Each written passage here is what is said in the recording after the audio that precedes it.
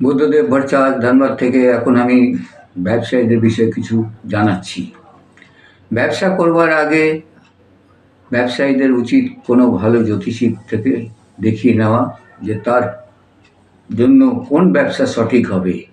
ব্যবসার সঠিক গ্রহ না থাকলে সেই রকম ব্যবসা না করলে অন্য গ্রহের ব্যবসা যদি শুরু করে দেয় তখন হয়তো সেখানে কিছুদিন চলতে পারে বা নাও চলতে পারে, কিন্তু সাপোর্টেড গ্রহ যে ব্যবসা নির্দেশ করবে সেটা করলে তার ব্যবসা বরাবরই ঠিক থাকবে।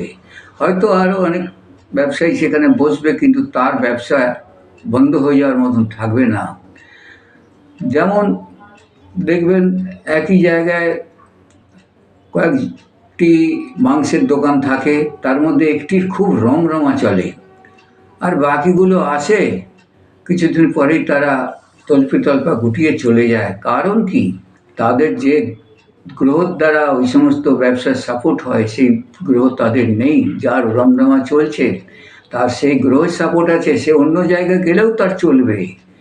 এই জন্য ব্যবসা করার আগে সাপোর্টেড গ্রহ আছে কি না দেখিয়ে সেই সাপোর্টেড গ্রহর মতনই ব্যবসা আপনারা শুরু করবেন। এখন এই পর্যন্তই, পরে আবার অন্য কিছু।